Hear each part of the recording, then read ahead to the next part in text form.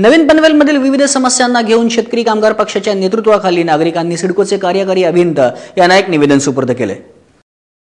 नवीन Panvel sector 8, 9 व 10 मधील विविध समस्यांना घेऊन येथील नागरिकांनी शेतकरी कामगार पक्षाच्या माध्यमातून सिडकोचे कार्यकारी अभियंता यांना एक निवेदन दिले।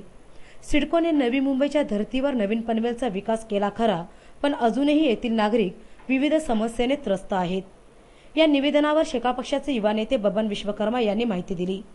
आम्ही शेतकरी कामगार पक्षामार्फत मूल साहेबांना अर्ज द्यायला आलो। सेक्टर 8, 9, 10 इथे रोडची अवस्था पूर्ण खराब झालेला आहे। एकीकडे सिडको बोलते आम्ही स्मार्ट सिटी म्हणून 34,700 कोटी खर्च करणार आहे, दुसरीकडे पूर्ण घाण करून ठेवलेलं आहे। आमदार विवेक पाटील साहेबांच्या वार्डाम पाटलांचं शिकवणच आहे की स्वच्छ आपलं शहर स्वच्छ करा, आपलं सोसायटी स्वच्छ करा, पण त्या अनुसार हे सिडको प्रशासन काही कामं करत नाही।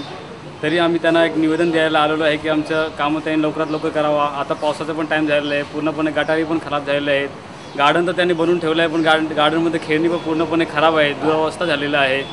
तर त्याचं त्यांनी लवकरात लवकर निकाल लावा असं त्यांना निवेदन दिलं आहे। तसेच स्थानिक नागरिकांनी शेका पक्षाच्या पदाधिकाऱ्यांचे आभार मानले।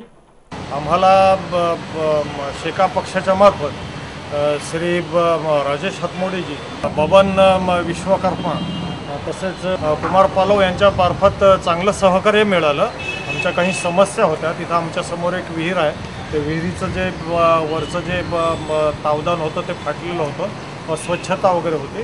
तर ह्या तिन्ही कार्यकर्त्यांच्या मार्फत आम्हाला खूप चांगलं सहकार्य मिळालं।